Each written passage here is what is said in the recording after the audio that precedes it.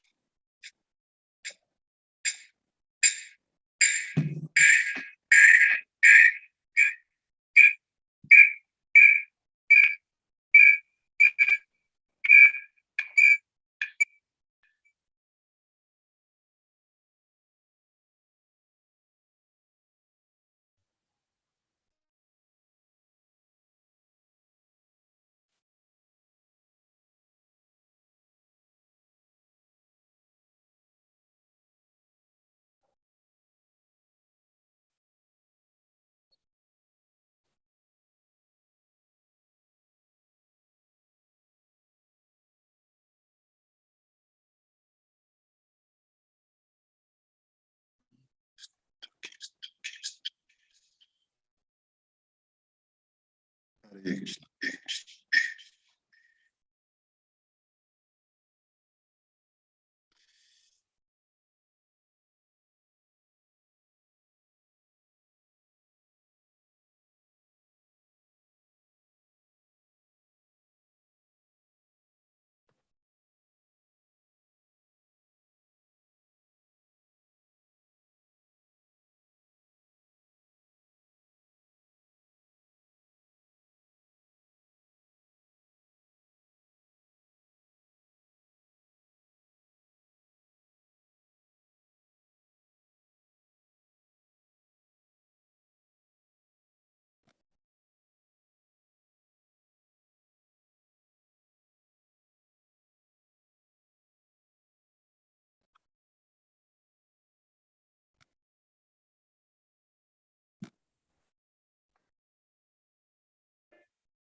God will make us.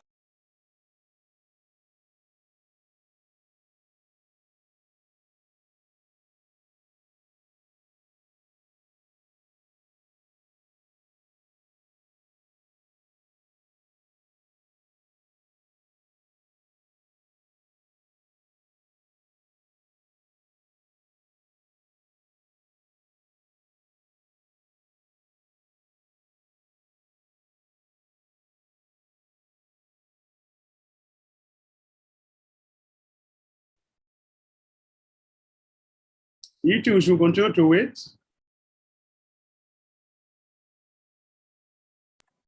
Malak, I think we can start.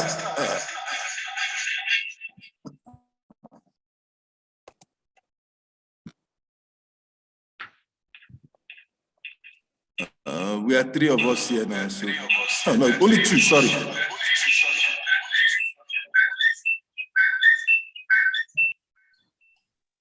I'm seeing 4 participants. Yeah, it's me. I'm the one connecting.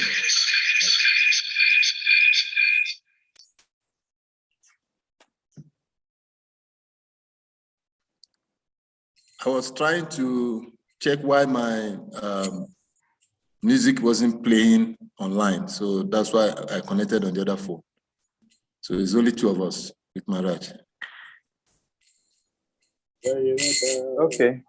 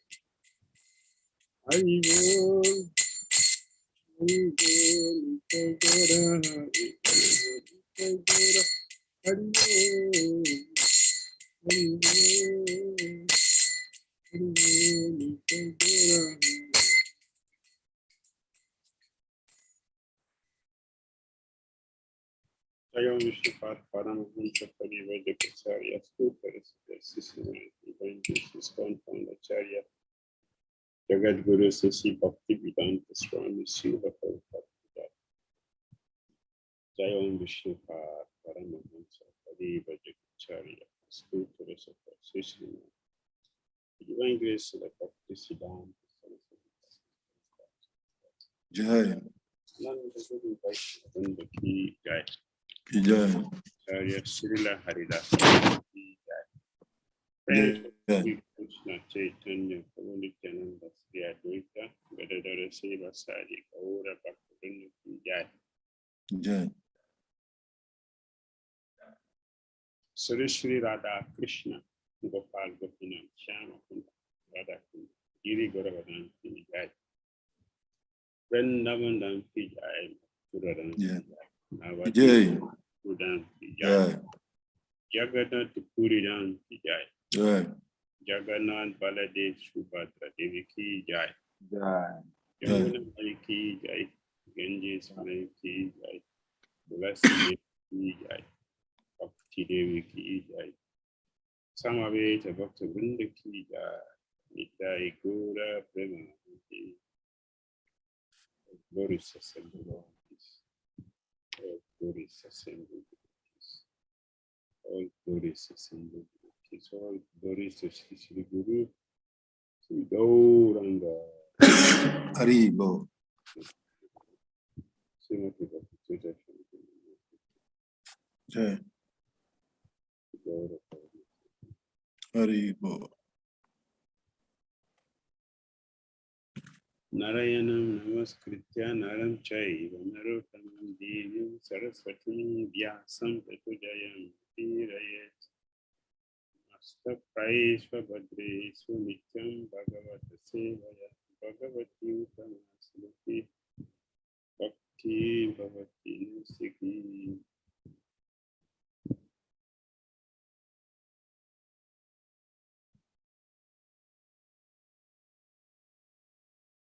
Jnana Timirandasya Jnananjana Salakaya Chakshulunalitan Dena Vaismai Sri Gurave Namaha Sri Chaitanya Manopisam Savitam Dena Putale Swayam Rupa Kadama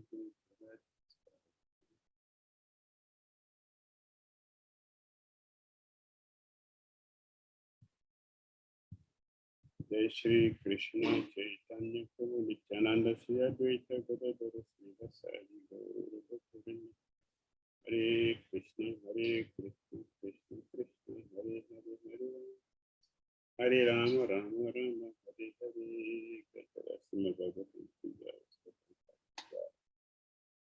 Hare Krishna. Hare Krishna. So we continue our discussion from Srimad Bhagavatam, Canto 1, Chapter 11. So Krishna's entrance into Dwarka.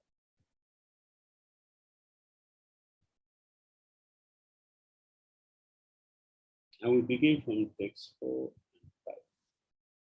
We stop at text 3 last week.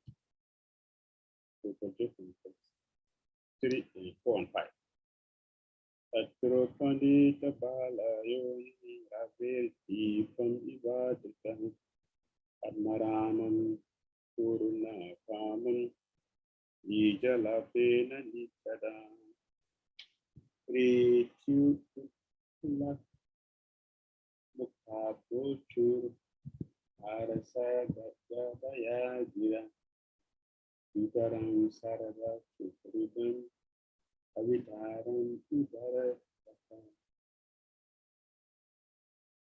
The citizens arrived before the Lord with their respective presentations, offering them to the fully satisfied and self-sufficient one, who, by his own potency, increasing incessantly, supplies others' needs.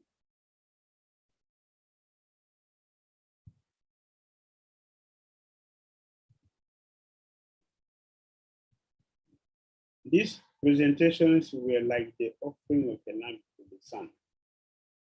Yet the citizens began to speak in assertive language to receive the Lord, just as words welcome their guardian and father.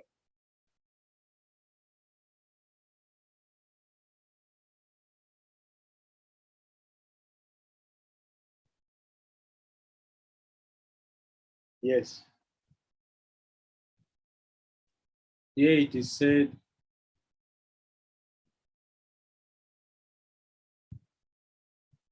the citizen arrived before the Lord.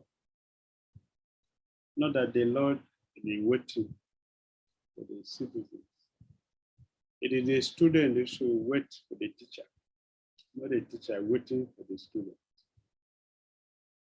The teacher doesn't have to wait for the student. The student has to wait for the teacher. So we can correct our activities, our actions.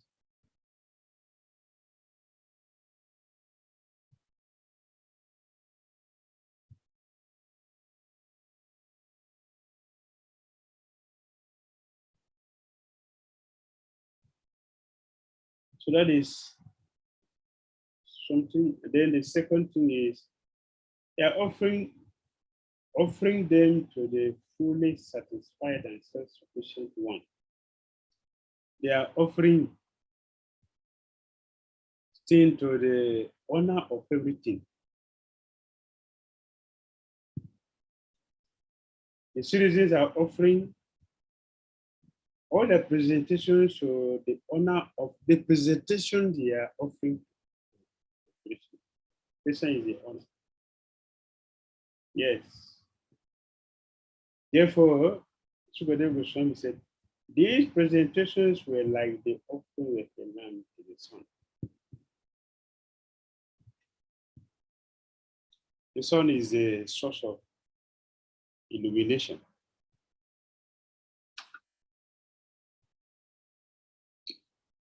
According to Lord Brahma, ultimately, Lord Krishna is the supreme source of all luminaries,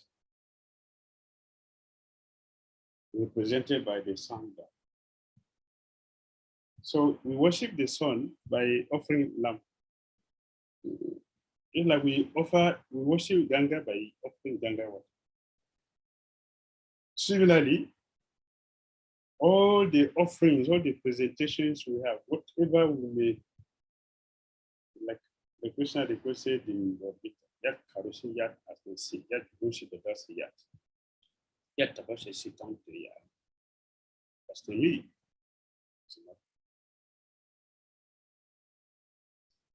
Whatever we offer, whatever we give in charity, everything, charity we may perform, everything should be done as a sacrifice. He is the owner of everything. In second country, you hear the person say, I am austerity. And austerity. He is austerity. So it's everything. So whatever we have, whatever may be our presentation is actually given to us by the Krishna. Even ourselves, we are Krishna's partners. So Krishna is doing everything of himself by himself through different energies. Therefore, Prabhupada said, the comparison is made herein that making offering to the Lord is something like offering a lamb in the worship of the sun god. Anything fiery and illuminating is but an emanation of the energy of the sun. And yet, to worship the sun god, it is necessary to offer him a lamb. In the worship of the sun, there is some sort of demand made by the worshipper. But in the case of devotional service to the Lord, there is no question of demand from either side. That is devotional service. This is devotional service. What is devotional service? That the offering to Krishna is done out of love, out of devotion, not because we are demanding something from Krishna, but because we want something from Krishna, we are offering him that. So His Holiness Bhakti Swami Maharaj said, if it's not done like this, but it is done as a normal offering, which many people do, then it's a bribe. We are bribing Krishna so he can give us something that we need. So it is actually not sanctioned in the scripture, or not bona fide. What is bona fide is devotional service. Krishna comes to. So everything should be offered to Krishna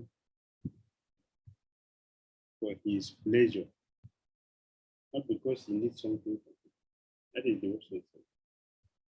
The Lord is the supreme Father of all living beings. And therefore, those who are conscious of this vital relation with for God and make filial demands from the Father. And the Father is pleased to supply the demand.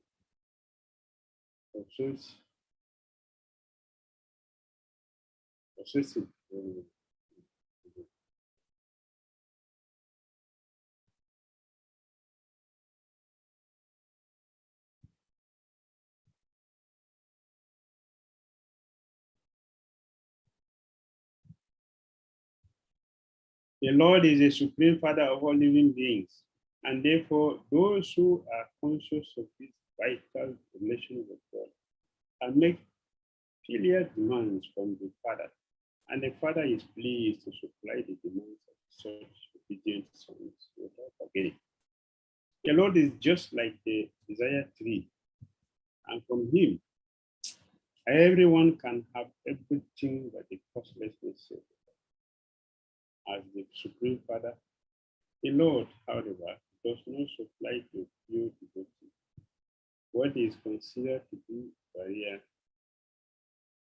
to the discharge of devotional service. Those who are engaged in the devotional service of the Lord can rise to the position of unalloyed devotional service by his transcendental attraction. Yes, we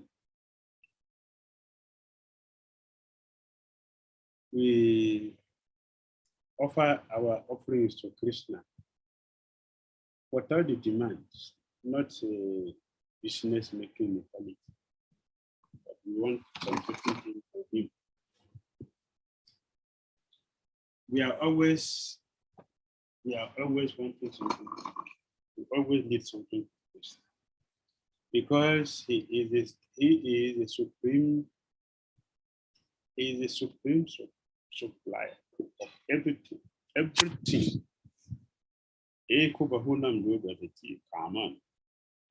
is the supreme supplier of everything. So we always need something at all times. So it is not that when we need a particular thing, and then we should go. We should always do eternally, perpetually as our eternal preoccupation. Because we're not praying for him to give us a, which is the most important thing. If we don't have air to breathe, we're not going to have life to ask for the things we are going to drive him for. So we should always pray and thank and offer him for the air he's giving to us, for everything that he's giving to us. The sun is supplying the light. The moon is fertilizing the vegetation which we take. And the Lord will not just stop supplying that, he also supplied the fire to help us do the digestion. So he is doing everything. The Lord is doing everything. Therefore, we don't have to wait for a particular thing to offer him. It should be done eternally because he is maintaining us eternally. So, the citizen said, "Oh Lord, you are worshipped by all demigods like Brahma, the four Sanas, the four Kumaras, and even the King of Heaven. You are the ultimate rest for those who are really aspiring to achieve the highest benefit of life." Yes, there you do.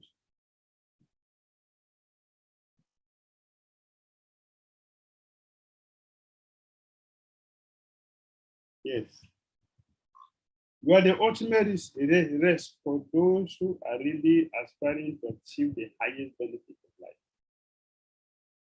You are the supreme transcendental Lord, and inevitable time cannot exert its influence upon you. That is a fact. Lord Krishna is himself the time. He is himself the time. Time, I am.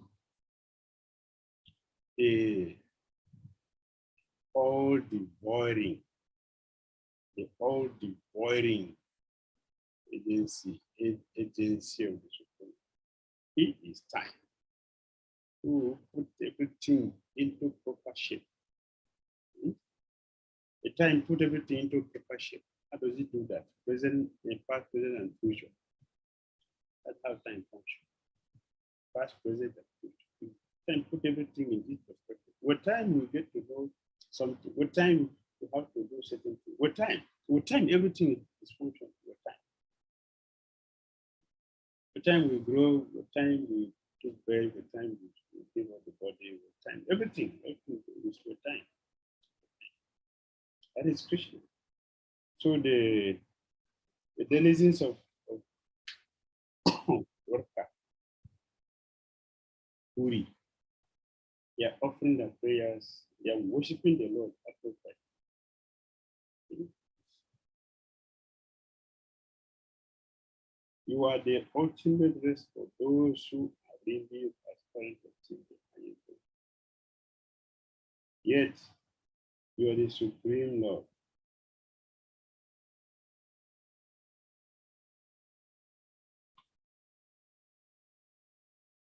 A supreme transcendental Lord. An inevitable time cannot exact its own. Krishna influences everything, including time. Because he is the master of time. He is time himself and the master of everything. That is Krishna's position. Oh, creator of the universe, you are our mother, you are our well-wisher, you are our Lord, you are our Father, you are our spiritual master, and our worshipable deity. By following you, by following in your footsteps, we have become successful in every respect. We pray, therefore, that you continue to bless us with this. This is wonderful. This is wonderful. For Krishna is the creator of the universe. He is not only the creator of the universe, he is also the mother. Krishna is the mother of the universe. He is the father of the universe. He is the Lord of the universe. He is spiritual master. Without him giving us knowledge,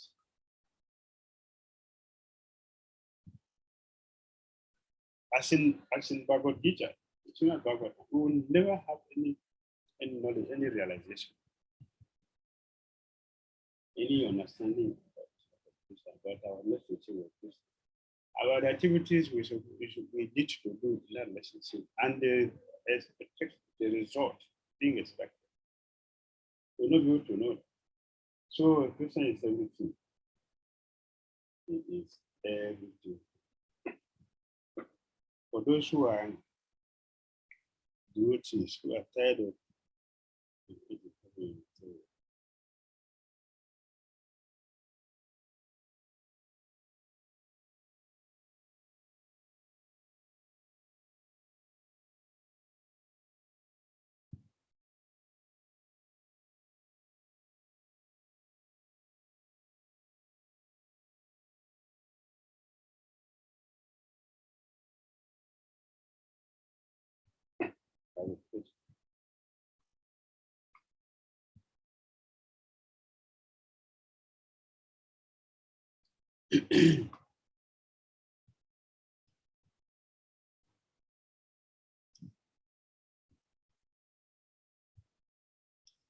the all-good personality of Godhead, being the creator of the universe, also plans for the good of all good living beings. This is the Krishna did not just made us and don't leave us here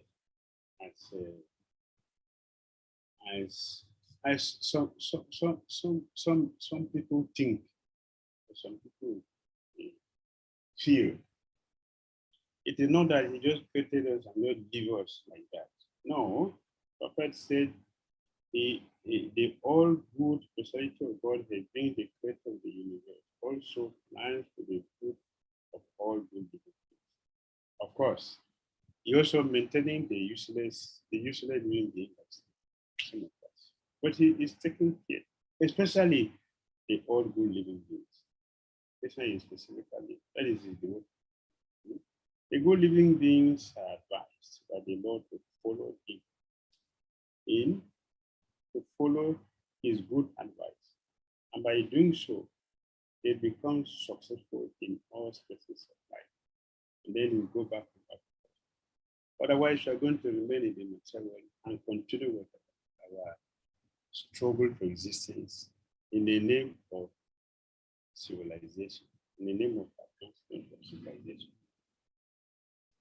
Oh, it is our good luck that we have come again today under your protection by your presence. For your Lordship rarely visit even the denizens of heaven. Now it is possible for us to look into your smiling face, which is full of affectionate glances. You can now see your transcendental form, full of all auspiciousness. Very good. Lord Krishna does not, Lord Krishna, even though Lord Krishna stays in the heavenly planet as Upendra, Lord Indra's brother, Upendra, Lord Vishnu. Lord Indra complained that he is not always there. He has to go here and there. So according to Indra, it is as if he is not there. Because even when he's there only when they are doing his worship. And after the worship is completed, he has to go to do other business. But the citizens of Dwarakapuri are appreciating it. They said, now it is possible for us to look into your smiling face, which is full of affectionate glances. Other demigods don't have this, but it is possible for devotees of Krishna. We can now see your transcendental form, full of all auspiciousness. That is the nature of Krishna.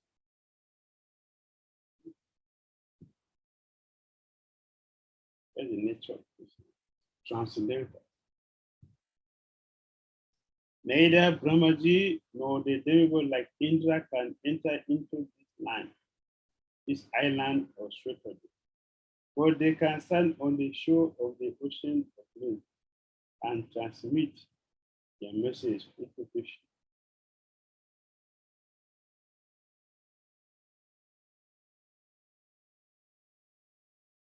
Yes.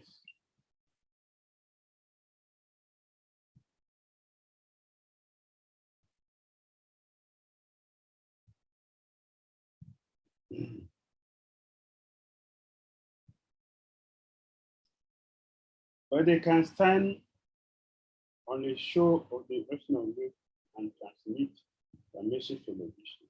Non-Ashura. Therefore, the Lord is rarely seen by them, but the inhabitants of Dwarka, because of their being pure devotee without any change in the nature of contamination or future activities and empiric philosophical calculation. They can see him face to face by the grace of God.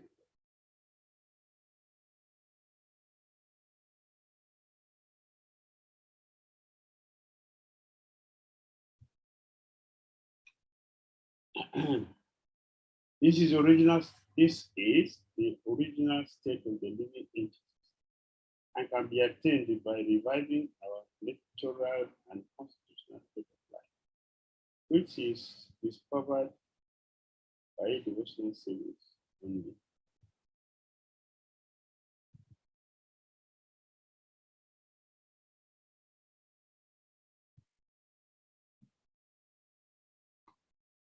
Number 9. O lotus-eyed Lord, whenever you go away to Mathura, Vrindavan, or Hastinapura to meet your father's relatives,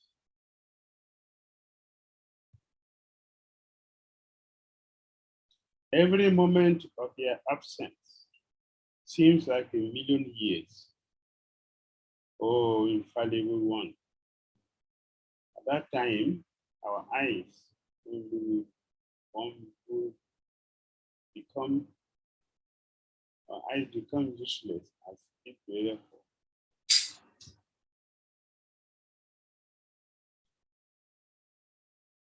But Sri Krishna, being the primeval Lord, the supreme truth, is compared to the sun.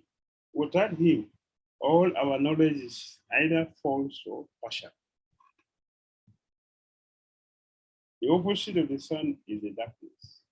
And similarly, the opposite of Krishna is illusion.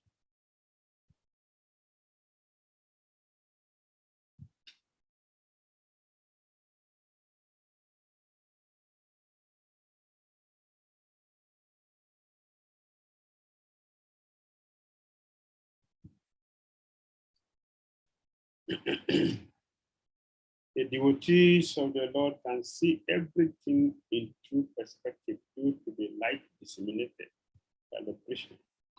By the grace of the Lord, the pure devotees cannot be in the darkness of ignorance.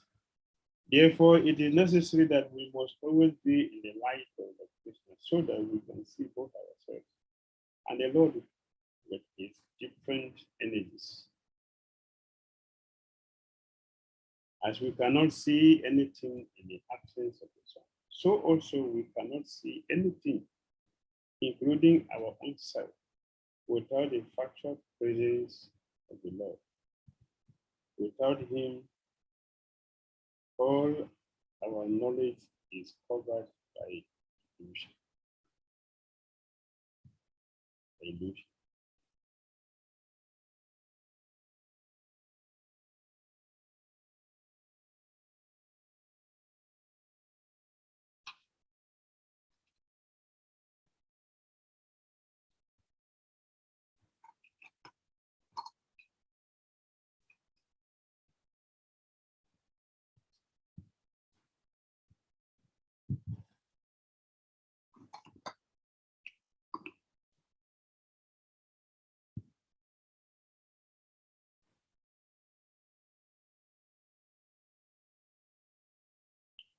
This is the Brahma pure devotion is Sri Mahaprabhu after this prayer.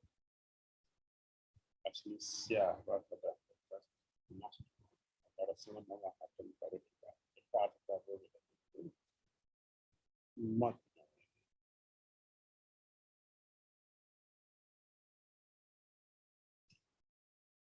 here the Dorka verses are also saying the same thing.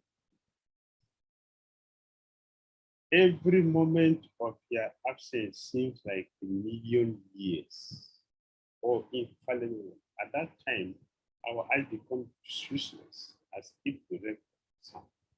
The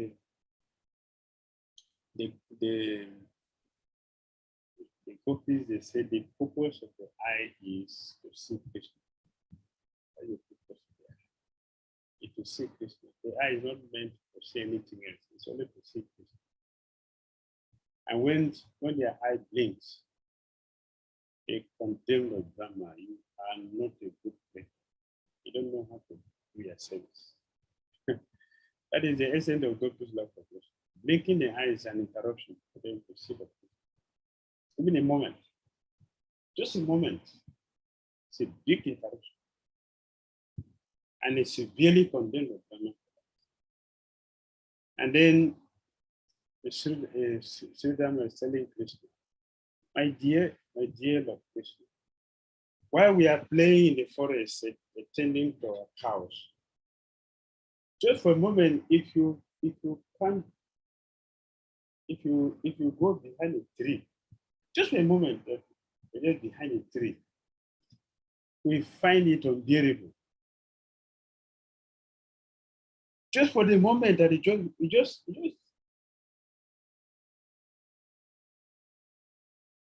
pass behind the tree, we can't tolerate that moment of separation from you. So how do you think we are going to survive if you travel to that? How will we survive? Don't you think about it? And this is Susan speaking. And the gopis, they will not exist. They will not exist. So they cried. The cry was so heavy. And Krishna got now. Krishna was already on the chariot.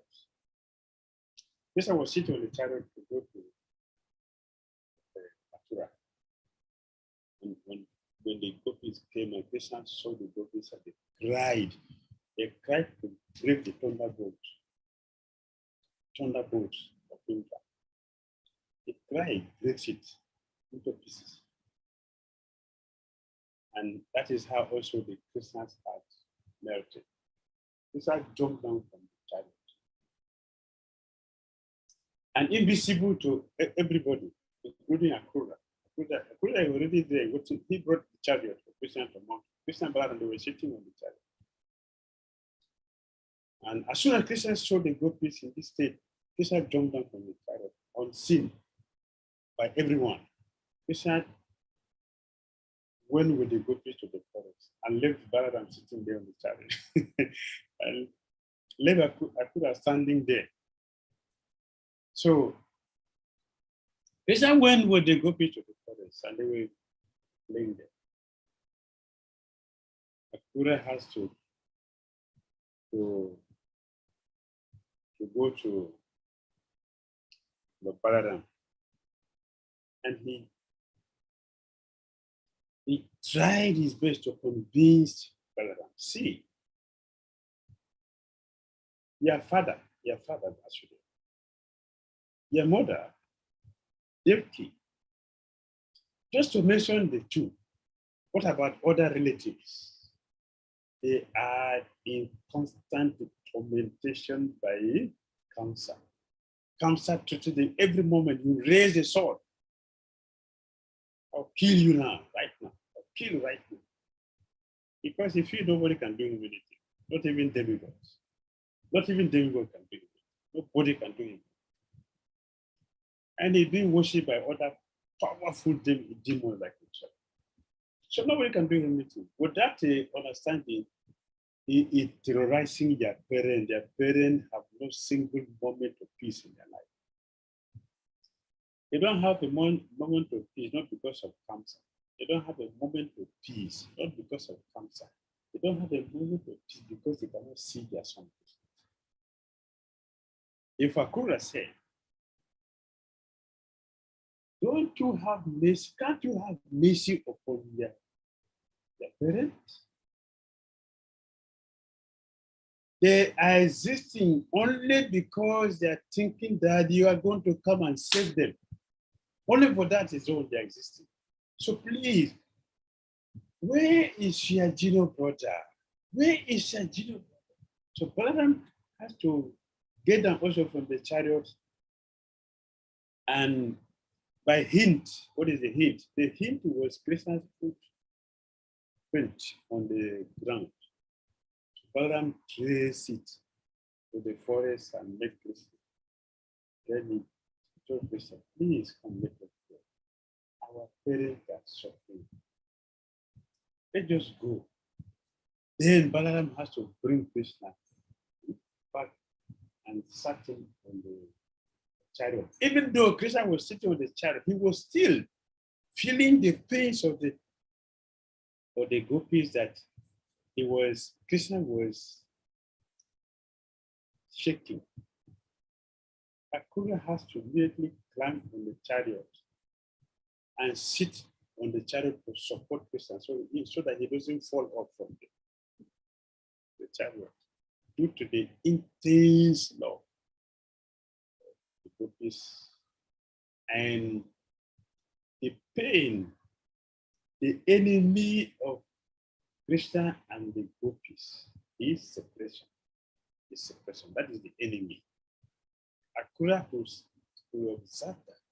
So you have to sit to support the Krishna so Krishna doesn't fall to the chariot. And immediately he started driving the chariot. And he was so expert. The gopis were falling to block the road. Akura was very expert. He was very expert at the turning so he doesn't climb. In this way he maneuvered and escaped. And he was so fast. With the moment, he disappeared. So Akrura stole Krishna. He stole Krishna.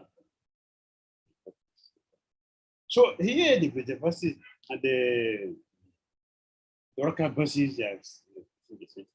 Oh, Lotus, I Lord. Whenever you go away to Mathura, the feeling the same. From Vrindavan, first I went. From Dwarka also, first I went. We went to Kshetra.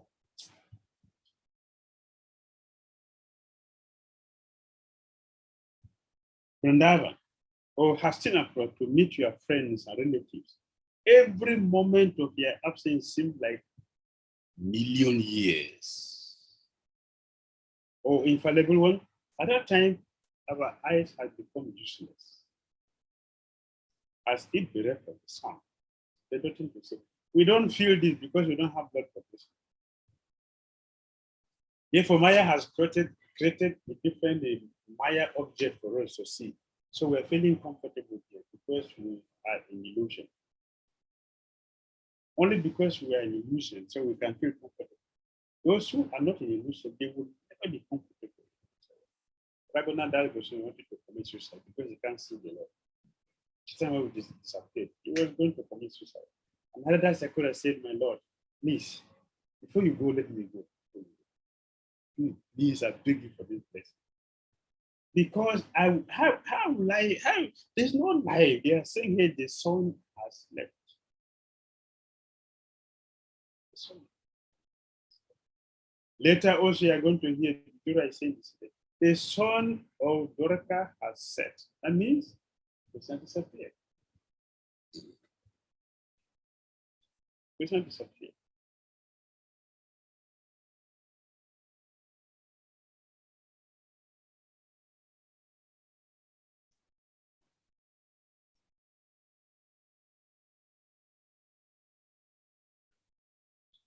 Oh, Master, if you live abroad all the time, then we cannot look at your attractive face, whose smiles vanquish all our sufferings. How can we exist without your presence? Upon hearing their speeches, the Lord, who is very kind to the citizens and the devotees, entered the city of Dwarka and acknowledged all their greetings by casting their transcendental glance over them.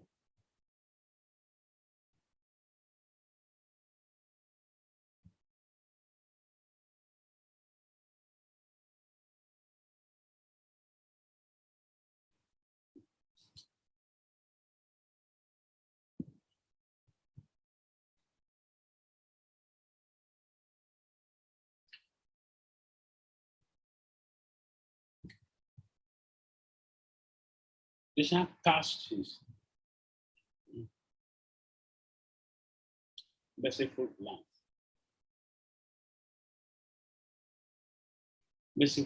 transcendental glance over the citizens.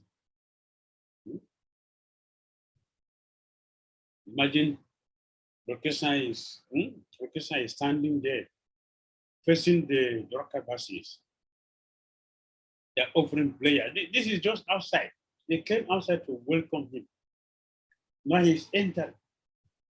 This is just at the gate. The reception is at the gate. This is the etiquette to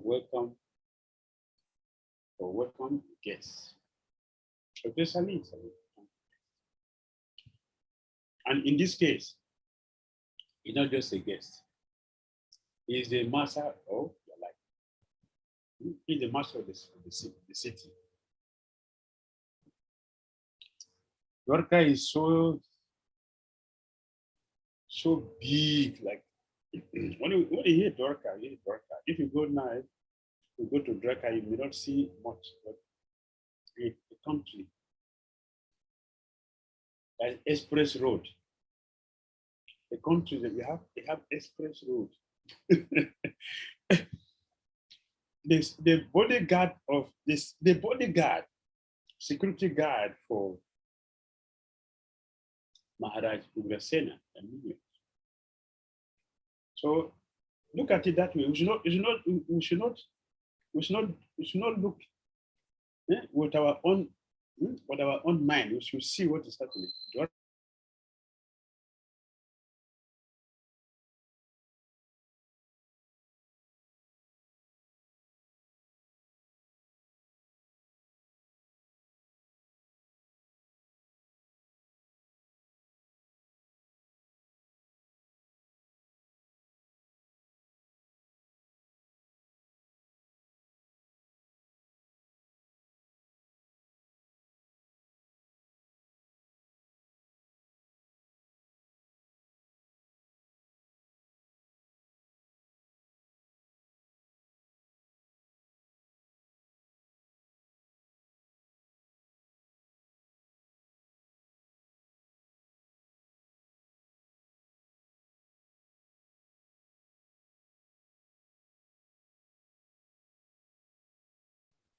Hare Krishna.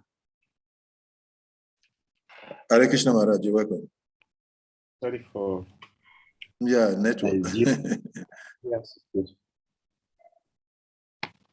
Nothing works perfectly here. Nothing works.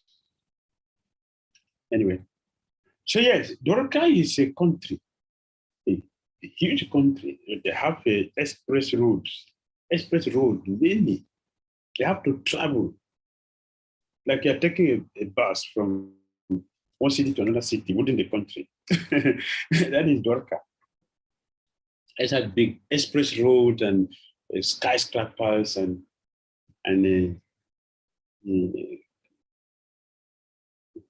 varieties of parks and it's a country.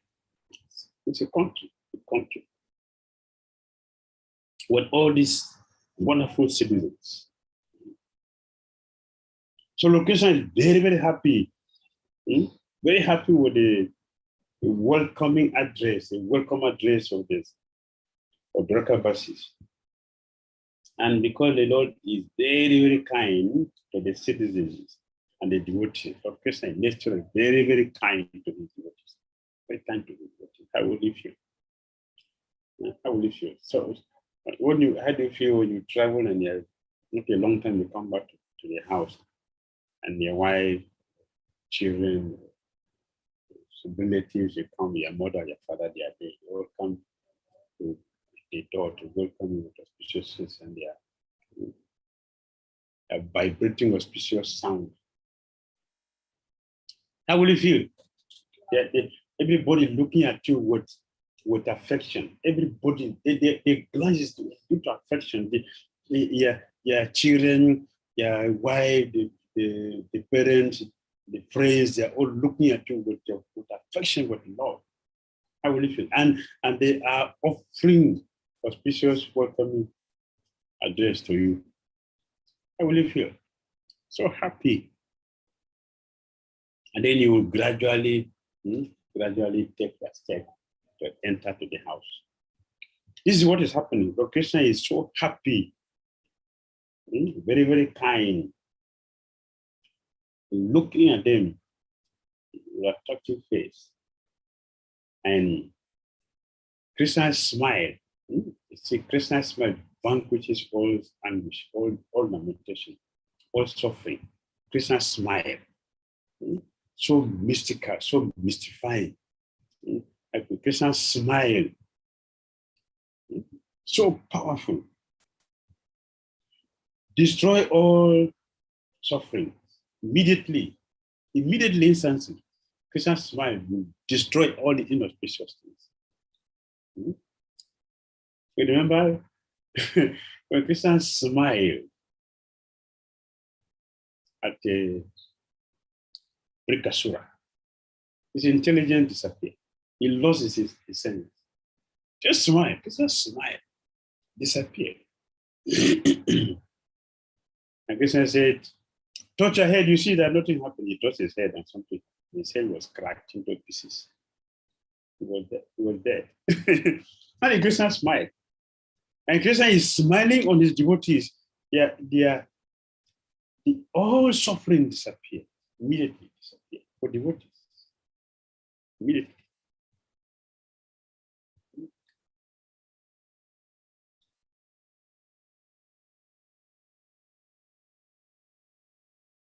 So Krishna is very, very kind to the citizens and the devotees. Enter the city of Dwarka and acknowledged all their greetings by casting his transcendental merciful glance upon the Dwarka Vasis. This is wonderful. It's wonderful. So Krishna's attraction is so powerful that once being attracted by him, one cannot tolerate separation from him. That is the problem. Rukmini Devi in the 10th canto here, Rukmini Devi says something. Any person who makes mistake to hear Krishna, she says it's a mistake. If you make a mistake to hear Krishna, you understand? If you hear, that means that if our attraction for Krishna is not strong, means we are not hearing about Krishna. We are not hearing about Krishna. Rukmini Devi said, anyone who makes mistake to hear about you will become restless like me. You become shameless like me. So don't think that I'm just a shameless girl looking for a boy. That is not the issue. The issue is that you have a problem. The problem is that whoever hears about you become attracted to you. And I made mistake to hear about you. So this is my situation. So why is this so? Why is it so that anyone who just hears about a person will become attracted? Yeah? And would not tolerate separation. The pain of separation from Krishna will be very difficult. Why is it so? Because we are all eternally related with Krishna. As the sun rays are eternally related with the sun. The sun rays are molecular part of the solar radiation. Thus, the sun rays and the sun cannot be separated.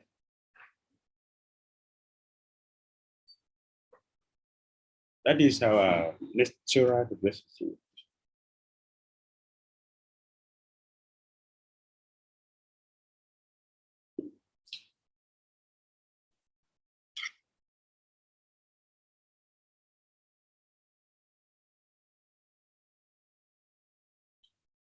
Similarly, the living entities, one molecular part of the whole spirit, are separated from the Lord by the artificial covering of Maya illusion energy. And Papa said, are separated from the Lord by artificial coverings of Maya illusion energy. Artificial. Bhagavad Lord Krishna said, Amadi twat, nirguna twat. The soul is never covered. The process artificial. The soul is always eternal and is never covered. Our covering is illusion. Just like this, the person seeing a tiger in the sleep. Nobody keeps a tiger in the room. So a person sleeping in their room and seeing a tiger, that's illusion. That's illusion. Our covering is illusion. So Prabhupada used the word artificial, illusion. This illusory energy or the curtain of Maya has to be removed. And when it is done so, the living entity can see the Lord face to face, and all his miseries are at once removed. How do we do that? We can remove this covering by the process of hearing and chanting about Krishna. Hearing and chanting about Krishna. That's the beginning. Every one of us wants to remove the miseries of life, but we do not know how to do it. The solution is given here, and it rests on us to assimilate it or not. It is our duty. It is now with us. Whatever we want to do, we can do. But Krishna has given us the solution. To constantly hear and constantly chant and constantly remember Krishna is a process of removing this artificial covering of the illusory of Krishna. As Bhagavati, the capital of Nagaloka, is protected by Nagas, so was Dwaraka protected by the transcendence of Vrishni, Oja, Madhu, Asara, Arhat, Kurukukura, Andaka, etc., who were as strong as for Krishna. As strong as Krishna. The city of Dwaraka, Puri, was filled with the opulences of all seasons. There were hermitages, orchards, flower gardens, parks, and reservoirs of water, breeding lotus flowers all over. See the beauty of Dwarka? Not empty place.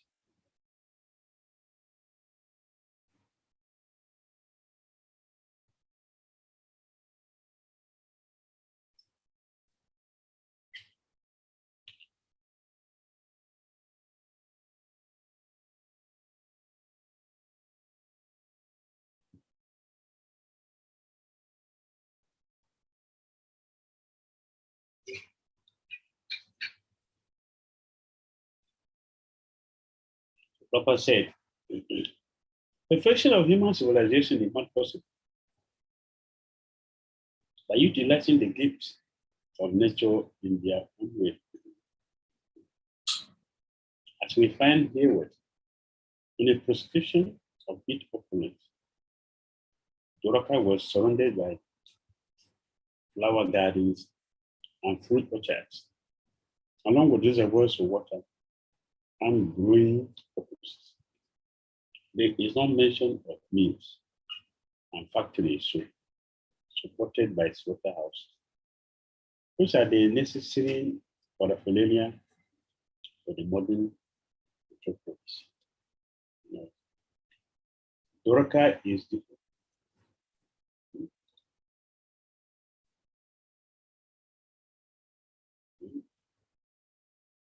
It is understood that the whole dam or the residential quarter was surrounded by such gardens and parts with the reservoirs of water where lotuses grew.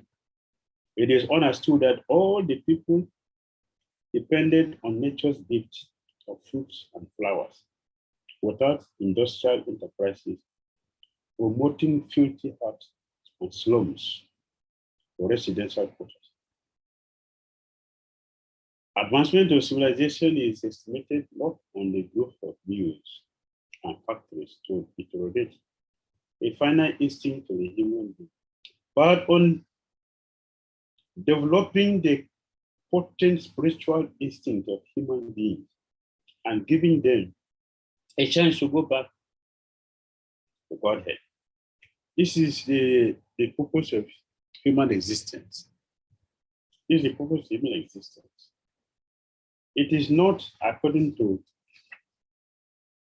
Srila Bhaktisiddhanta Saraswati Thakur. We are not here to become artisans. We are here to develop our loving relationship with the Supreme Personality of God and to return back to God. And Prabhupada said, not creating mills and factories. Nobody become Krishna conscious from the factory.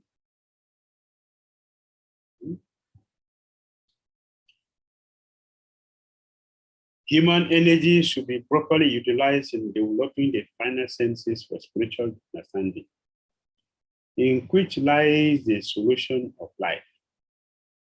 Fruits, flowers, beautiful gardens, parks, and reservoirs of water with ducks and swans playing in the midst of lotus flowers, and cows giving sufficient milk and butter are essential for developing the finer tissues of the human body.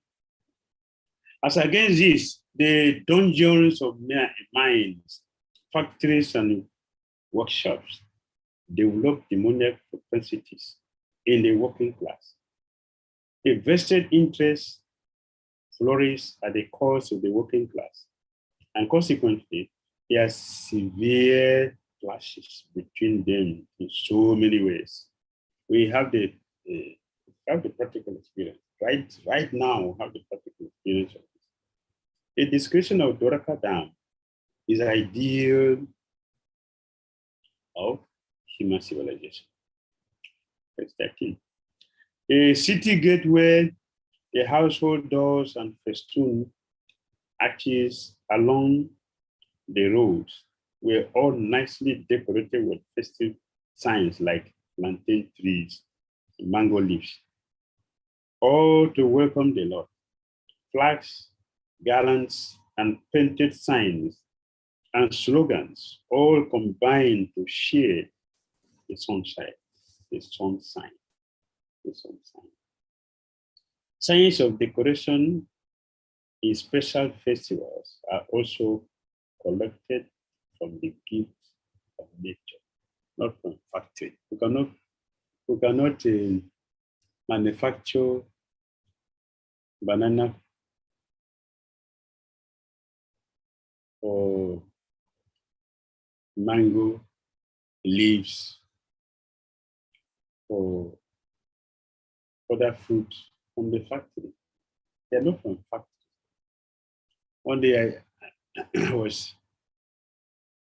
visiting a devotee house, and in the corridor before you enter the house, they have a beautiful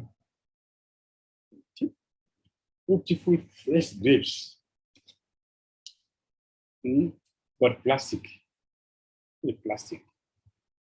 a bunch of it, full in big basket.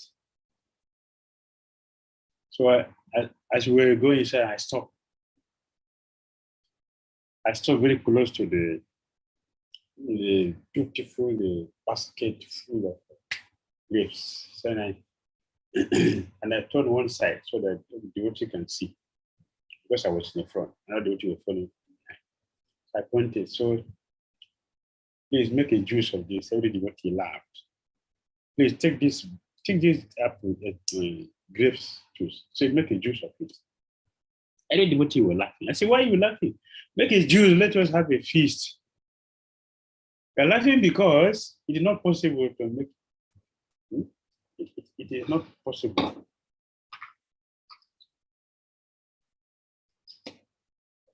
Because it is plastics, it's not fresh.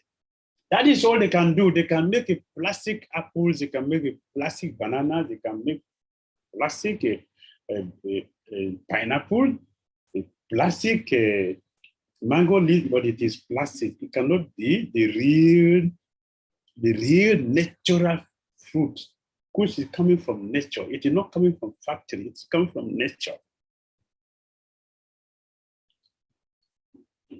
So we cannot have a plastic banana feast. We cannot have it. Even though we can use it to decorate the back of our car, and people will see it and be attracted. Beautiful, fresh banana, plastic banana at the back of our car. Who will eat it? Who will enjoy it? Nobody can take it. So the point is that nobody can be happy in this material world artificially, because what is provided by nature that will make them happy cannot be produced from the factory. Even if you go to the factory to buy rice, the rice is not manufactured from the factory. It is from the nature and taken to the factory for milling. So that is not civilization. Civilization is that people will host the rice right from the field. Or sometimes you see in India, they bring the spices and put them on the road. So the vehicle will climb on them. The vehicle, you see, the vehicle will climb on them. When the vehicle climb on them, the seed will come out. So the seed will come out. So they will intelligently remove the chaffs and pack the seed. This is natural. This is natural. Or you have to beat it with your hand. And this is an exercise. An exercise. All these natural things have disappeared imperceptibly, leaving us with nothing but plastics. And we enjoy. And because we cannot enjoy it, everyone is suffering and unhappy in this material world. That is the sign that we're not happy, is because we are living artificial life. Let us live a natural life and be very happy. Very, very happy. Yesterday, His Holiness Kapchambana, he sent, I'm sure some of you got it. Sent one devotee from US. The heading is from rich America to simple India. Yeah, that's how you put it. From rich America to simple India. So he's an American. He said his father and all the neighbors, they're all very wealthy. They have money. All of them, they have money. They have money, and they have a pond. They have a swimming pool. They have all these artificial things. But he noticed that none of them were happy. Yes, the money is there. The place is there. For facility for same education, they're all available. They're all available. All are there. In America, you see, they're all available. Facility for same education, they are very much available. And people have the means to get it. Majority people have the means. Not like in some third world countries, but the majority don't have the means. They have the means. But he noticed that they are not happy. So he left that rich, sophisticated life to come and live a simple life in India. So he's living in a mud house. And he's constructing it. So I was telling his only concern that this is what we do here in the village. This is what we do. The same thing we do here. I have never lived in a concrete house until I came to the city. It's all mud house. And it's a very big exercise, a very big festival. When they're renovating that, a big festival in the village, everybody come because they be heavy feast. And it is very communal that not only you are going to handle that, many people will come to join you to do this. What is simple and happy life? Now it has disappeared. It disappeared. We can revive it if we want. As Dr. said it. That way. As I said here. Every one of us wants to remove the miseries of life. But we do not know how to do it. The solution is given here, and it rests on us to assimilate it or not. That is left for us. It's better for us to do it. Because Prabhupada said here, the description of Dwarka is the ideal of human civilization. That means we should follow this. Otherwise, why is it being elaborately discussed and described?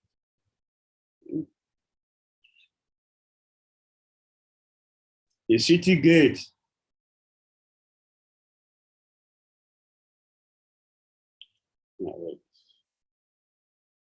Household doors and festoons, arches, along the roads were all nicely decorated with festive signs like plantain trees and mango leaves, all to welcome the Lord. Flags, garlands, and painted signs and slogans all combined to shade the sunshine. The highways, subways, lanes, markets, and public meeting places were all thoroughly cleansed and then washed into with the scented water. And to welcome the Lord, fruits, flowers, and unbroken seeds were strewn everywhere. Means what? A very rich, not poor. This is opulence. And they can throw it. They're not throwing it to be removed again and used. They're throwing it as an offering, creating auspiciousness. The Supreme Lord is auspicious. He's auspicious. He's the source of all auspiciousness. He himself auspicious, and then he creates auspiciousness for everyone. So this is not a thought, but out of happiness, I think it's just out of happiness, out of joy. So we are hearing these things so we can do them. You understand? Guru Purnima is very, very, very near. Guru Purnima is very, very near. Only a few days. Right. Yes, very few days. Something remain. Only 5 days. Saturday. Yeah, only 5 days remaining. Guru Purnima. We are saying what we are saying is that this decoration, this demonstration we are hearing, this Prabhupada said the description of Dwarka Dam is the ideal of human civilization. And we're saying that Guru Purnima is coming very near. So we should do this. What should we do? What should we do? We should decorate our temples. Let us decorate our temples. Please, let us decorate our temples.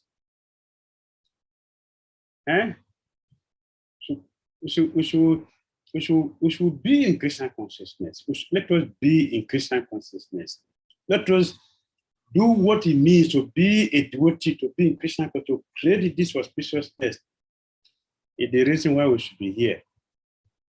So we have the chance that, fortunately, Lord Krishna is giving this so we can do it. Only for a few days. Let us decorate with fruits, flowers, unbroken seeds to be thrown everywhere. Pour it full of water from the gate, and also in the entrance to the temple. Fill it with water. And then scented water. And then coconuts. Then plantain or banana trees. Then with mango leaves. To decorate. This is necessary. This is necessary. Scented waters prepared by drilling. Scented waters prepared by distilling flowers like rose and flora were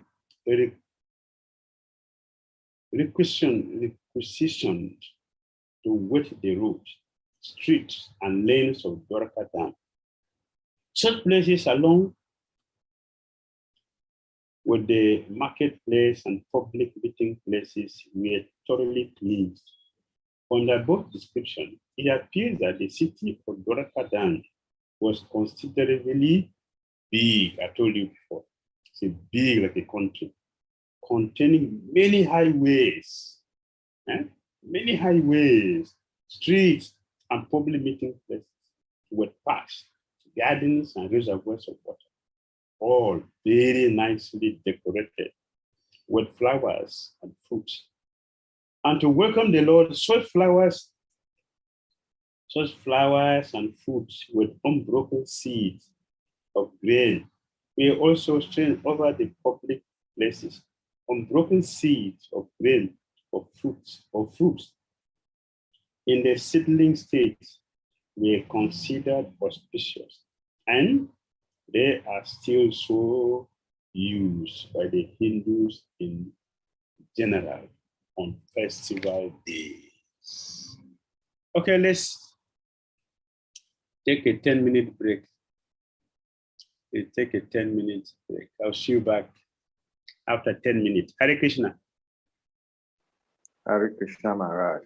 Hare Krishna Maharaj.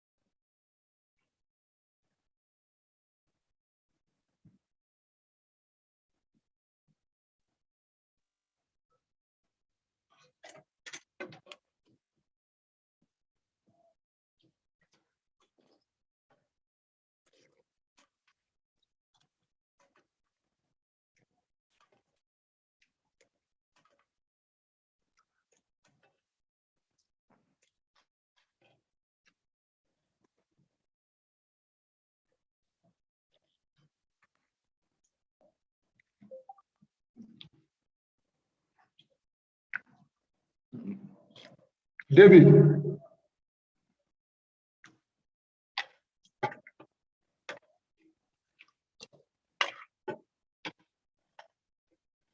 The vehicle is ready. Same thing you did yesterday. You've gone, you open the car, open it for what? So when I'm going to go, I will start waiting. Why are you only doing like this now? Huh?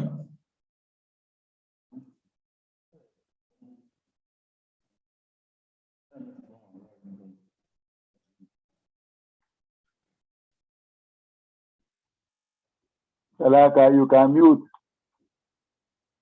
Hare Krishna, Hare Krishna. Sayada. Hare Yes, Krishna. you Can can. you hear the music? Can you hear the music background? No, just your talking is coming out. Why is this thing? Okay, Oh, devotees, see what I will do. Okay.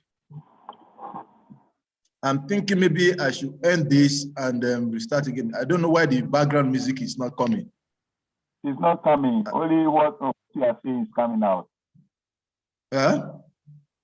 What you are saying is coming out, but the music is Okay. not coming. Yes. Okay.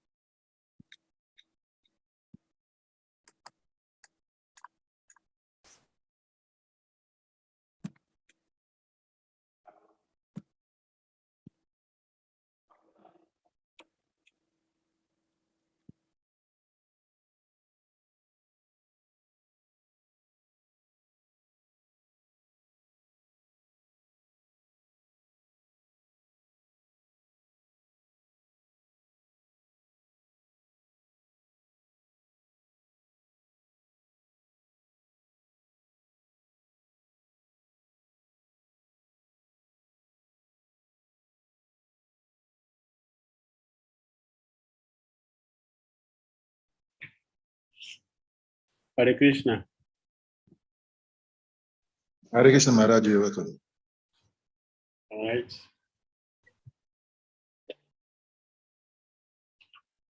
Can we continue? Yes, Maharaj. All right.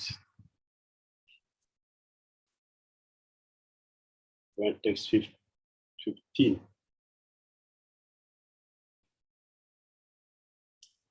Dwari dwarin vihanam cha tadya shata palek shubim alankritam puruna kumbair balibir dupadipakai. In each and every door of the residential houses, auspicious things like curd, unbroken fruit, sugarcane, and full water pots, and articles for worship, incense and candles were all displayed. Let's take note of all this. So make it Gaur Purnima to have an auspicious celebration and blessing from the Lord.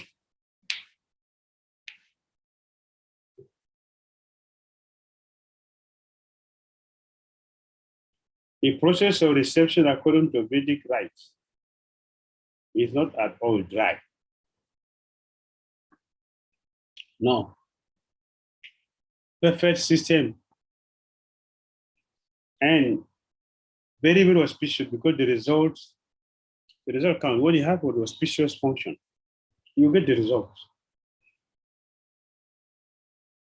The reception was made not simply by decorating the roads and streets, as above mentioned, but by worshiping the Lord with requisite ingredients like incense, lamps, flowers, sweets, fruit, and other palatable eatables, according to one's capacity. Yes. So all were offered to the Lord, and the remnants of the foodstuff were distributed amongst the gathering citizens. So it was not like a dry reception of these modern days. Each and every house was ready to receive the Lord in a similar way. And thus, each and every house on the roads and streets distributed such remnant of food to the citizens. And therefore, the festival was successful. Without distribution of food, no fruit, no function is complete. That is the way of Vedic culture.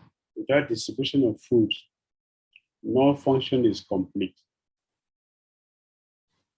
The festival is complete when there is a sumptuous feast at the end. On hearing that the most dear Krishna was approaching Dwarakadam, magnanimous Vasudeva, Akrura, Ugrasena, and Balaram, is superhumanly powerful.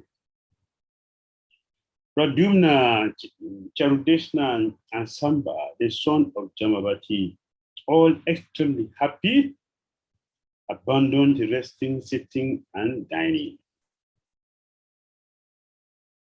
Yes, we're discussing the other day. This is how to know the level of our Krishna consciousness, how we respond to Krishna consciousness shows who we are in our Krishna consciousness. How we respond in a temple, how we respond to the programs, the festivals. How we respond shows the level of our Krishna consciousness now. When the conscience is blown in a temple, how do we feel? We are running to go and meet it. We don't even hear it. On the festival, we're ready to attend, to participate fully with the whole of our strength.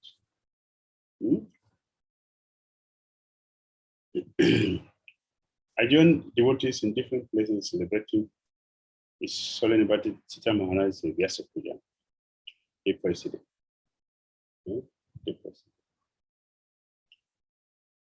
And I was in many places.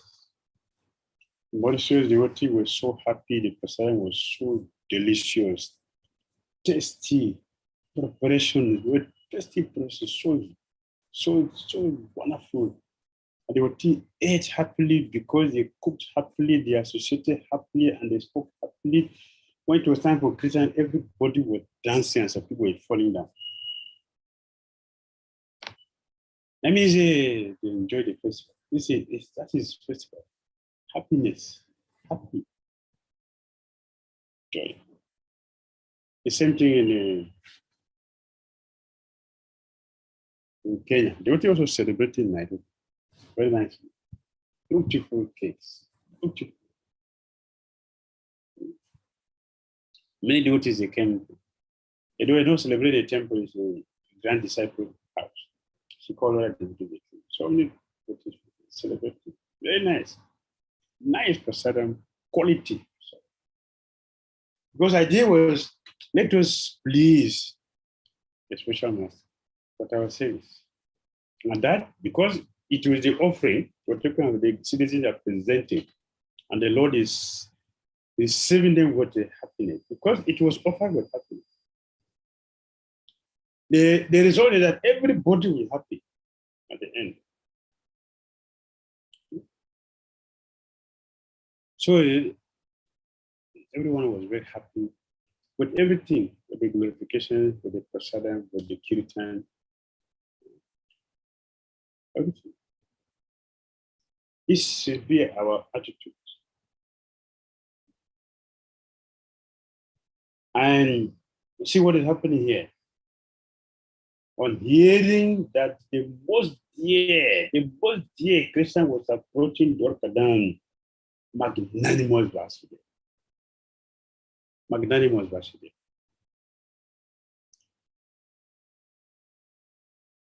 It is said that Vasudev, so magnanimous, so pure in his magnanimity that even ferocious animals will not attack him. They will not. And that there is nothing he cannot do to serve the Lord. Nothing. Nothing is difficult for him to serve. If it is for Christian, he's ready to sacrifice anything. So the word here, magnanimous Vasudev. Akura, Ugrasena, Lord Balaram, the superhumanly powerful Balaram. Balaramji. And then Pradyumna, Charideshna, and Samba, the son of Jambavati, all extremely happy. They were extremely happy. What is the sign that they were happy? They abandoned, they are resting, they are sitting and dining. They gave them all up, ran to go and see the Lord. Because we're happy. Because I give you elaborate purpose.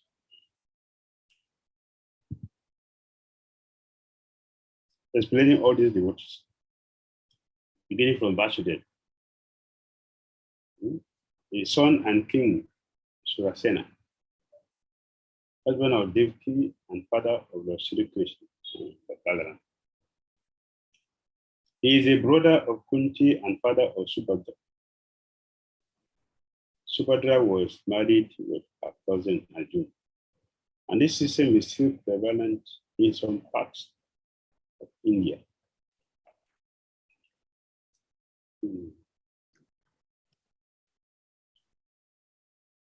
Yes, we were talking about it.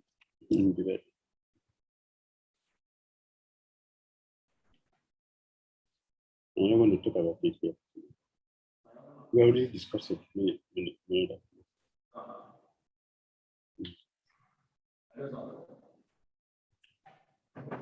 What should they have sent for?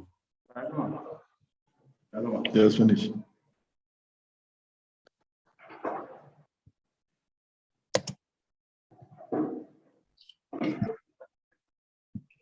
So he lived Vasudeva lived in Mathura and also lived in Dwarka. From Mathura to Dwarka, along with Devki. Also Rohini. Rohini lives in Mathura, he lives in Vrindavan, he lives also in Dwarka. 3 places. But Vasudeva didn't go to Vrindavan. Vasudeva and Devki didn't go to Vrindavan. From Mathura to Dwarka. Rohini originally married in Mathura, the first one is there, Vasudeva, into Vrindavan, because he was sent ahead before Krishna came, and then to Dwarka. She has 3 places to live. She's a counselor. So, yes. As a maternal uncle of the Pandavas, he took active part in the purificatory process of the Pandavas.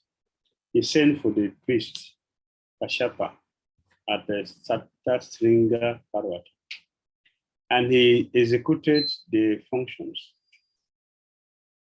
When Krishna appeared within the bars of Kamsa's prison house, he was transferred from Vasudeva to the house of Madam, the foster father of Krishna at Akura. Akura is what is the commander-in-chief of the Vrishni dynasty and a great devotee of Krishna. Akura attained success in devotional service to the Lord by one single process of offering prayers. Ugrasena, one of the powerful kings of the Vrishni dynasty and cousin of Maharaj Kunti Bhoja. His other name is Ahuka. His minister was Vasudeva, and his son was the powerful Kamsa. This Kamsa imprisoned his father and became the king of Mathura. By the grace of Lord Krishna and his brother, Lord Baladev, Kamsa was killed, and Ugrasena was restored on the throne. Balaram Baladev. He is a divine son of Vasudeva by his wife Rohini. Actually, Balaram was first in the womb of Devki. And then from Devki's womb transferred to Rohini. Then his name became Sankashan. Yeah, you see how things are working. A providence of God. He is also known as Rohini Nanda, the beloved son of Rohini. He was also entrusted to Nanda Maharaj along with his mother, Rohini, when Vasudeva embraced imprisonment by mutual agreement with Kamsa. So Nanda Maharaj is also the foster father of Baladev, along with Lord Krishna. Next personality is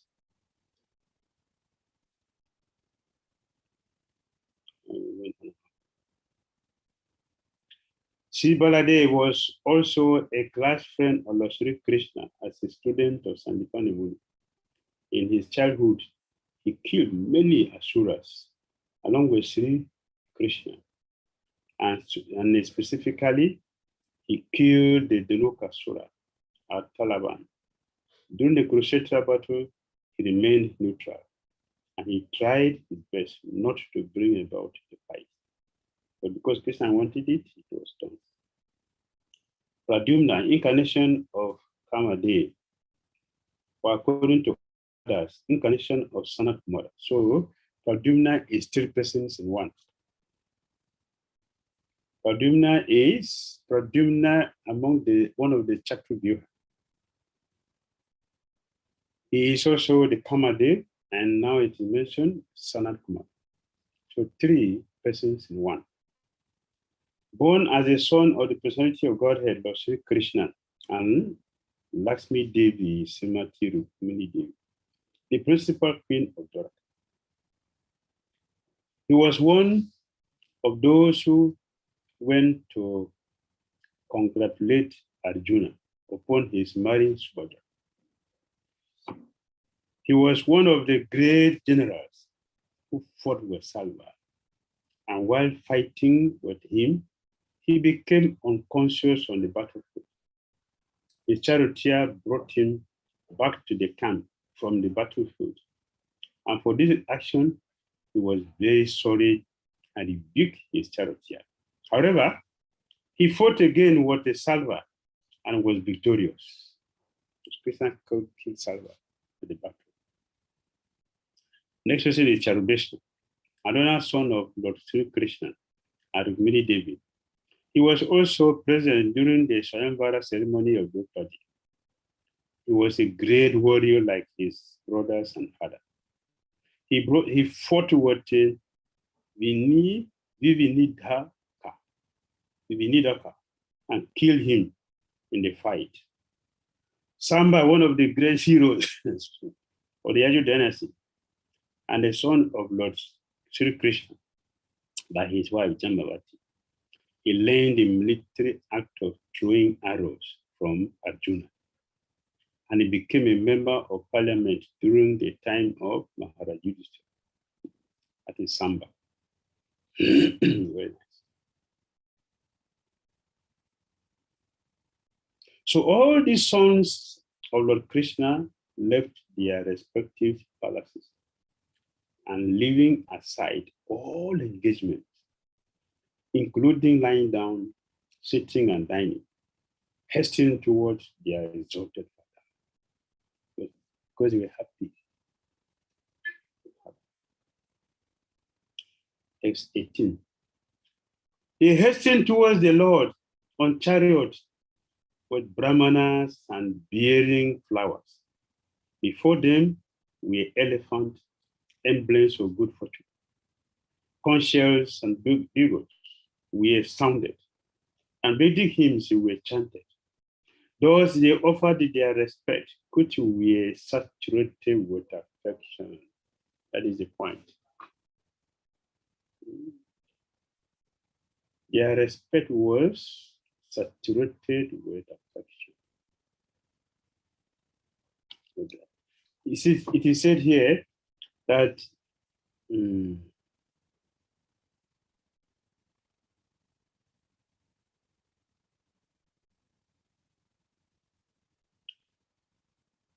he hastened towards the Lord on chariot. That's what we're saying. On chariot means so they have to leave their place very far to come and see the Lord. They have to use chariot to drive them there. The Vedic way of receiving a great personality creates an atmosphere of respect. That's it. Which is saturated with affection and veneration for the person received. The auspicious atmosphere of such a reception depends on the paraphernalia described above, including conch shells, flowers, incense, decorated elephants, and a qualified brahmana receiving and reciting verses from the Vedic literature. Such a program of reception is full of sincerity on the part of both the receiver and the received.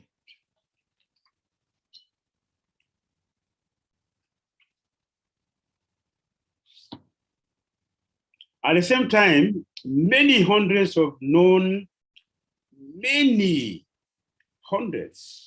well-known prostitutes began to proceed on various vehicles. See, vehicles, because they are going far. Droka is big, so people have to travel to see. They were all very eager to meet the Lord, and their beautiful faces were decorated with the dazzling earrings, which enhanced the beauty of their foreheads. The well-known prostitutes, they are coming to welcome the Lord.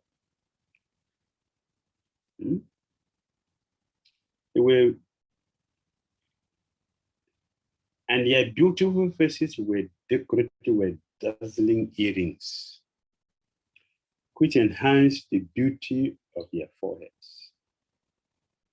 They also come with affection for the Lord.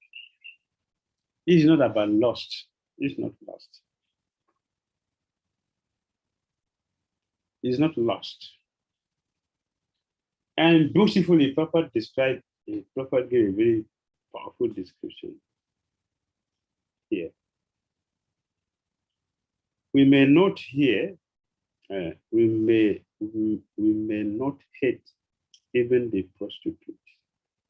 It's a very powerful point, Papa. We may not hate even the prostitute if they are devotees of the Lord.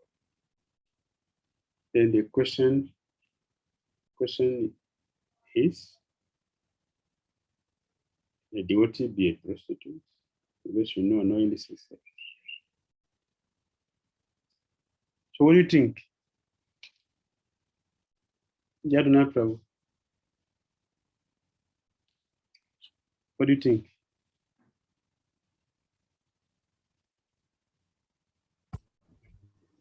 This is debate. Now it's a debate. Let's enter into it. It will strengthen our Krishna conscious mind. Yes. Tell us. Yeah, this is very deep. But because they were completely Krishna conscious, even though they were externally engaging in so many other activities, but because they were fully Krishna conscious and they couldn't, they want to take every single opportunity to see the Lord, so we can consider them as devotees. Okay, thank you. So, if you see a devotee doing this business, will I accept her?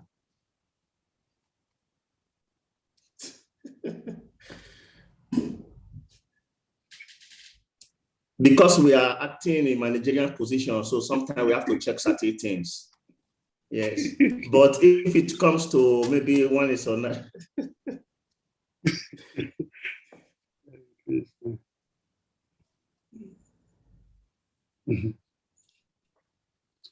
Yes, I'm hearing you.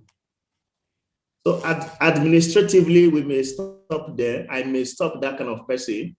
But then, because individually, people also have their personal rasa with the Lord. And we don't know sometimes the personal relationship some people have with the Lord.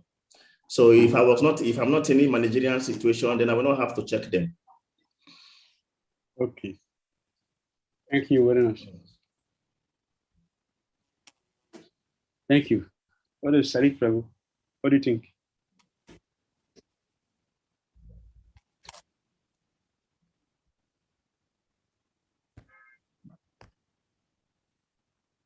Saliki Prabhu is there. He's not there, then. Oh, I want to say something. Kamalasha Prabhu. Kamalasha have disappeared. Because I'm going to ask him a question, so he ran away.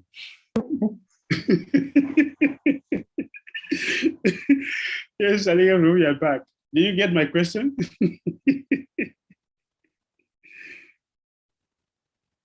Yeah, muted. I cannot hear you. I didn't get it fully right there. Sorry. Our ball switch got bad, so electrician came to fix. So they were calling my attention. Sorry. Yeah, my question was, proper mention the purport. The word in the translation the purport. Here, a location in Dwarka, well known, hundreds, not just one. That means a many, because we already mentioned that Dwarka is a country, it's a very big country. So proper said, Sukadeva Goswami is saying hundreds of well-known prostitutes. They also boarded vehicles and came to see the Krishna. And their beautiful faces were decorated with dazzling earrings, which enhance the beauty of their foreheads.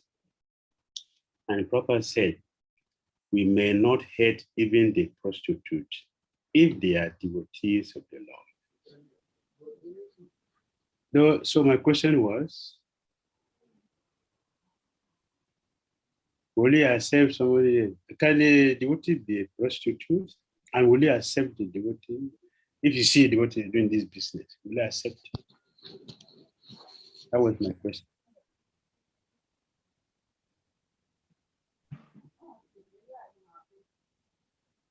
I'm not sure I grasp it.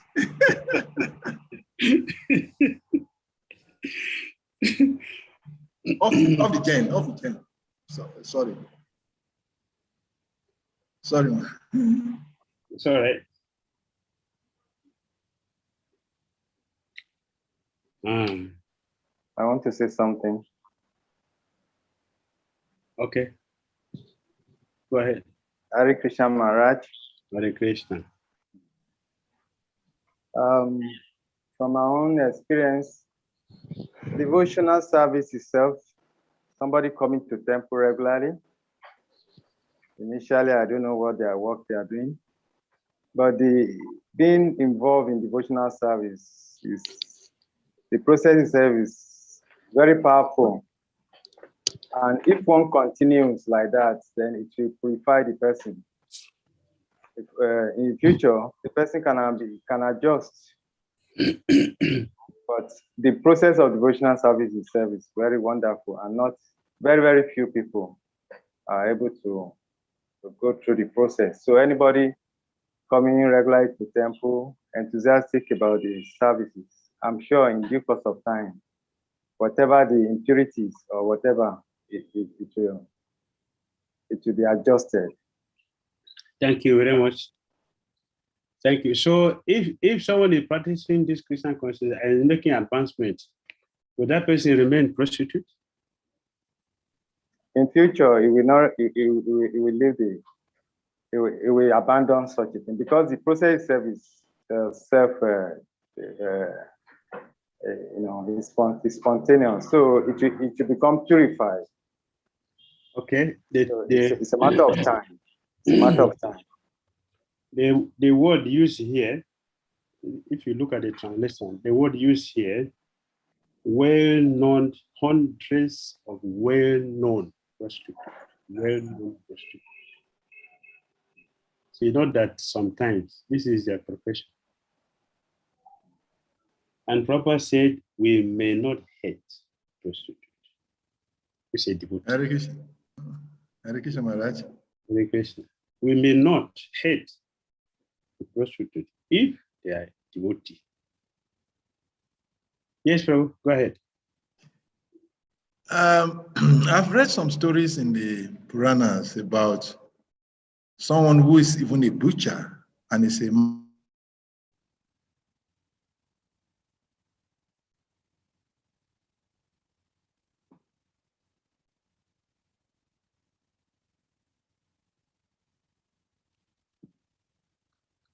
Okay, we have lost. Prabhu, what is your understanding about this question? So my point I'm trying to make is that it's external duty or dharma or profession that one is born into does not impede devotional service. So whether in the material world or in the spiritual world, whatever swarup or the eternal nature of one's duty does not interfere with the mood of his development in Krishna consciousness. One can be a prostitute and still be a pure devotee. Is the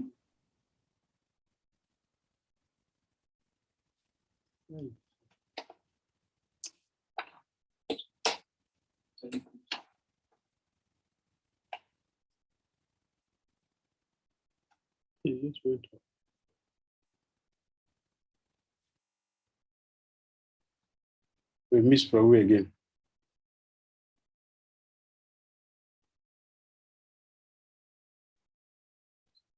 You can't monitor Prabhu, you are muted. Yeah, okay. Yes, I've unmuted. Hare Krishna Maharaj. Hare Krishna. I think it's a network fluctuating. Maharaj, please, do you request I can make a comment? Yes. Maharaj, please, with all due respect, I think Bhagavad Gita 9:30 is commensurate to this very question, because there Krishna says, even if one commits the most abominable of action, if the person is engaged in devotional service, he is to be considered saintly because he is properly situated in his determination. So the question is, it does not matter what might be one's initial attitude upon taking to devotional service. What is important is the supernatural potency of devotional service, the purity of devotional service, the transformation power of devotional service that is capable of reforming anybody, irrespective of what might be his status. That the power of devotional service, in as much as the person is engaged in devotional service, irrespective of what might be his defeat or weaknesses, if he continues in the process of devotional service, in the chanting process, in quality association, in taking prashadam, and in constantly attending classes in on the Vedic scriptures, all of these processes is capable over time of reforming the person's initial status in life. And this will give onto a different rationale with time and reasons why the person should give up the former for what is prescribed or what is being preached through the process of devotional service. That's my humble contribution, Maharaj. Thank you very much. Thank you. Hare Krishna Maharaj. I didn't know whether I was out. It's like I was having fluctuation of network. Yeah, network will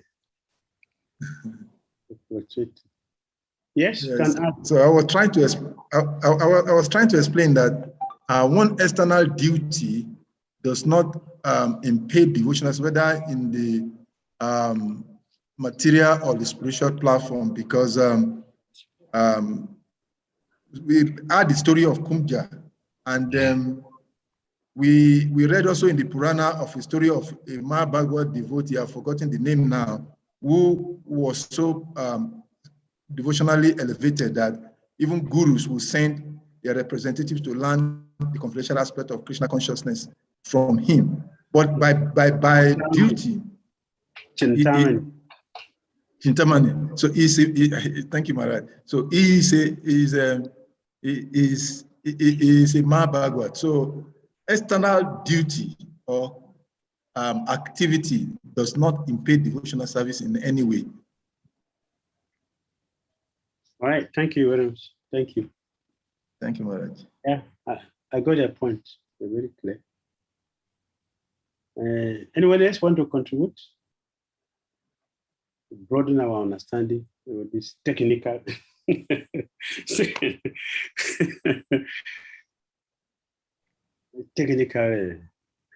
issue. Maharaj, I missed out in one of the points. I wanted to add something more. Yes. Okay. The last thing I wanted to add was, if there's no complacency, if the person does not take for granted the mercy or the grace granted by devotional service, by continuing in his old habit, the mercy is given. If the person is ready to give up, if he start working on, if it takes on sincerity to start working on living out of the whole habit, not that the grace is abound and the person continues living in sin. All right, thank you. Good point. Very good.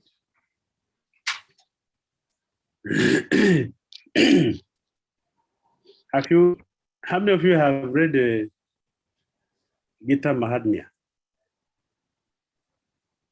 Gita Mahatmya. You read? Yes, Maharaj. Yes, Maharaj. Okay, you did? Yes, I read Maharaj. Gita Mahatmya. Complete? The glories of Bhagavad Gita. Yes. I've read chapter 1 to chapter 3. Okay, what did you read in chapter 2? What did you read in chapter 2? Anyone remember? Chapter 2 was a prostitute who somebody left the body in the village, and everybody has to come and offer their prayer for the person to ascend. And so everybody came. But the prostitute in that city, he also came, but he stood one side. Because my profession is a wonderful profession. So I'm doing a very sinful business. So what blessing do I have to give to somebody? So she refused to go. But the situation was so complicated that everybody has to go. And the prostitute was looking, how can I go? Everybody has to go. So everybody was going. Everybody was going and giving their prayers, a blessing to the departed soul. So the prostitute also went because she was forced to go. And she gave blessing also to the departed soul. So when this man got to Yamaraj told him to go back. Say, why? What happened to me? Say, when we were coming, the villagers all came to give you blessing. One of them is a prostitute. Her blessing has qualified you to go back. But this time you are going back, you should go and study Bhagavad Gita. Because it is the Bhagavad Gita she was hearing. She had the glories of chapter 2 Bhagavad Gita. The glory of chapter 2 Bhagavad Gita she had gave her the potency that when she gave blessing to you, it acted on you. They were big pundits and big professors and the uncles of people were all there. But Yamara said, it's a blessing from that prostitute. And her secret was the Bhagavad Gita she had. So when you go back, you have to study Bhagavad Gita. You understand? Why is a blessing is, so what are we talking about prostitute? Like some of you mentioned, someone by karma, although she doesn't like it, but karma. And karma is very unusual karma. Chintamini was a prostitute, and it is her preaching that turned the Bigla Mangala into a Lila Sukha. So blessings. That attachment you have for me. If you have this 1% for God, your life will be so. That make a turn in his life. It mentioned the spiritual master has to come in that form because that is his weakness attached to the success. He was given that. The spiritual master has to come in that way to save him. So karma may be someone has to do this. Not the person, but the karma that pushes the person to do this. And at the same time, if the person is fortunate to take to Krishna consciousness, it's not be forbidden, it's not be pushed away. Here there are hundreds of well-known, they are popular, the famous prostitutes. They all came, and Krishna is very, very happy to see. So the Ekanu who was speaking, he quoted the verse, and Prabhupada also quoted here in the purport. O son of Pritha, even the low-born chandalas and those who are born in a family of unbelievers, and even the prostitute shall attain perfection of life. If we take shelter of unalloyed devotional service to me, because in a part of devotional service, there are no impediments due to degraded birth and occupation. In devotional service, there are no impediments due to degraded birth and occupation. The path is open for everyone who agrees to follow it. Therefore, the only reformation that is necessary in society is to make an organized effort turn the citizens into devotees of the Lord. And thus all good qualities of the citizens of heaven, the denizens of heaven, will overtake them in their own way. On the other hand, those who are non-devotees have no good qualification whatsoever, however they may be materially advanced. The difference is that the devotees of the Lord are on the path of liberation, whereas the non-devotees are on the path of further entanglement in material bondage. The criterion of advancement or civilization is whether the person or the people are educated and advanced on the path of salvation. Does it make sense? Yes, Maharaj. So yes, there can be people like that taken to Krishna consciousness, and they accept it. They can practice. They don't have to live in a temple. They don't have to live in a temple. They can live in a house and come and do some service, some worship, and then go back to their house. And in the next life, they will be promoted. Promoted to full devotional service. And also, you remember a story of a prostitute and brahmachari. Remember? The brahmachari is there in the temple counting how many people are coming to see the prostitute. And the prostitute is constantly thinking, oh, don't look at me, I'm so usually I'm not going to temple, I'm not worshiping, and you have this bad profession. She's constantly thinking about the Lord, about the temple and the services. In the next life, she became a devotee, and another so-called devotee became a karma. Because of what we're thinking in the mind.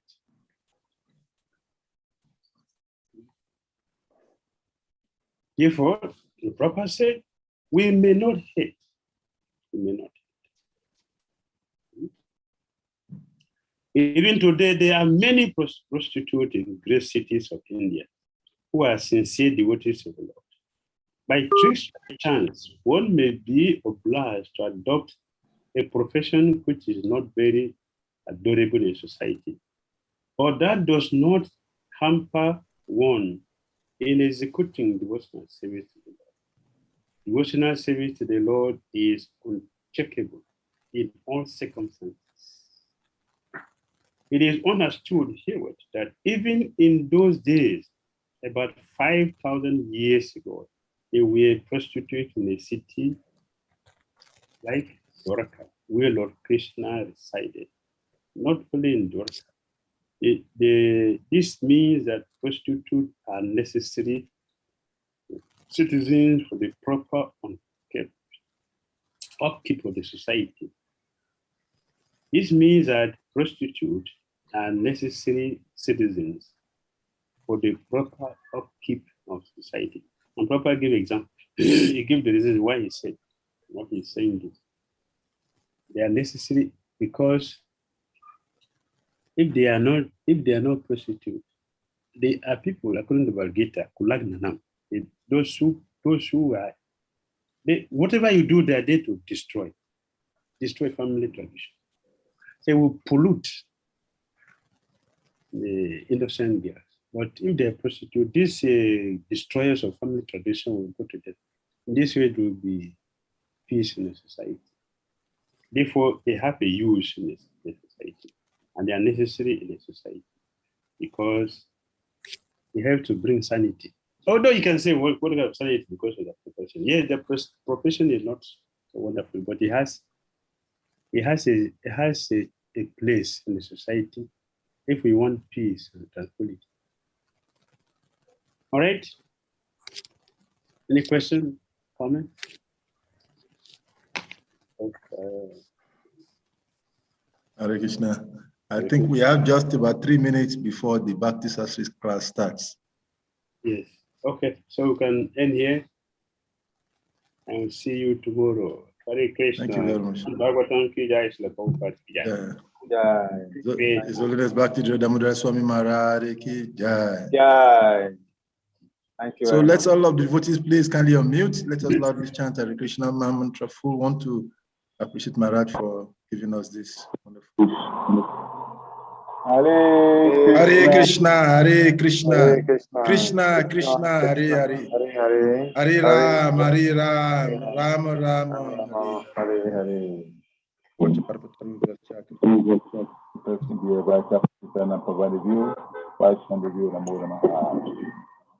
Salika Prabhu ki jai. All glories to you, Madhuvan Prabhu ki jai. Well Okay, done. thank you very much, devotee. We meet again tomorrow, same time, same channel. Hare Krishna. I'm going to be handing now. Ekatma Prabhu, you re-log in back to start your session.